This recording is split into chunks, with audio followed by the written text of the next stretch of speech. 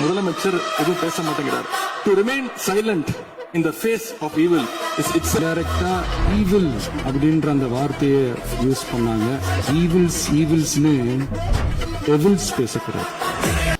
Hi friends, நேற்று நடந்த சட்டசபையில் விஜயனா சம்பவம் பண்ணிட்டாரு. லியோ மாதிரி தெரிக்க விட்டுட்டார் எல்லாரையும். ஆக்சுவலாக 2-3 நாளாக நடந்த சட்டசபை மீட்டிங்கில் விஜயனா பேசவே இல்லை. எல்லோரும் எதிர்கட்சியெல்லாம் ரொம்ப கேட்டுகிட்டே இருந்தாங்க, ஏன் பேசவே மாட்டாரு பேட்ச் எல்லாம் குத்திட்டு வந்தாங்க. சரி, நான் அவர் இன்றைக்கி பேசிட்டாரு. இன்றைக்கி பேச ஆரம்பித்தப்போ நல்லா தான் போயிட்டு இருந்தது. ரொம்ப அழகாக உட்காந்து கேட்டுட்டு இருந்தாங்க. ரொம்ப ப்ராப்பராக தான் போய்கிட்டு இருந்தது. திடீர்னு அவர் பார்ட்டி ஃபண்டுன்னு சொன்னார். அது சொன்னவொடனே என்ன ஆச்சுன்னு தெரியல, தக்கான்னு எல்லாம் குதிக்க ஆரம்பிச்சிட்டாங்க. கத்துறாங்க. ஒரு பக்கம் பேசவே விடல, சுத்தமாக பேசவே விடலை. அவரும் நின்றுட்டு இருந்தார், வெயிட் பண்ணார். அப்புறம் உட்காந்துட்டார், பேசவே விடலை.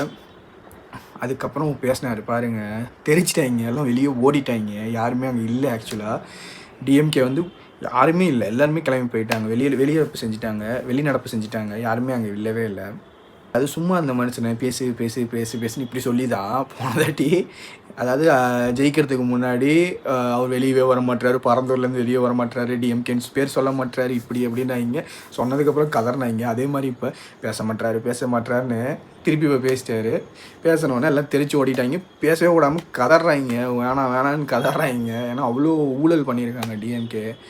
அதெல்லாம் வெளியே வந்துடுமோ, வெளியே ஓப்பனாக சொல்லிட்டாருன்னா நம்ம நேம் கெட்டுருன்ற பயத்தில் கதறாங்க. அது நல்லாவே தெரியுது, எல்லாருக்குமே புரியும். அது அவங்களுக்கு தெரியுதா தெரியலையானே தெரியல. அமைதியாக உட்காந்து கேட்டிருந்தா கூட அவங்களுக்கு அது அந்தளவுக்கு பெரிய இம்பேக்ட் க்ரியேட் பண்ணாது. பட் இப்போது இவங்க பண்ணுற இதில் ஆட்டோமேட்டிக்காக இவங்க மேலே இருக்க பேட் நேமும் ரொம்ப ஓப்பனாகவே தெரிய ஆரம்பிக்குது. எனக்கு தெரிஞ்சு அடுத்து ஒரு 30 வருஷத்துக்கு விஜயனா தான் சிஎம்மாக இருப்பாருன்னு மட்டும் நான் நம்புகிறேன். உங்களோட தாட் என்னன்றதை கமெண்ட்டில் சொல்லுங்கள். சம்பவம் சரியான சம்பவம். லியோவை பார்க்கணும் இந்த மாதிரி பேசுங்கன்னு பேசணுன்னு முடிச்சா விட்டாங்க. ஆனால் லோகேஷ் கனகராஜ் இந்த லியோ படத்தை எப்படி எந்த தாட்டில் எடுத்தான்னு தெரியல. எல்லா இடத்துலையும் சிங்க் ஆகுது விஜயனாக்கு. சரியான சம்பவம் இன்றைக்கி, நல்லா இருந்தது.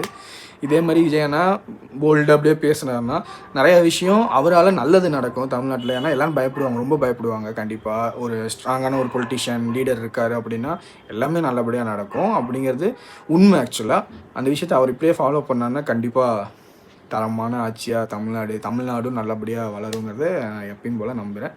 See you next video. Tata, bye bye.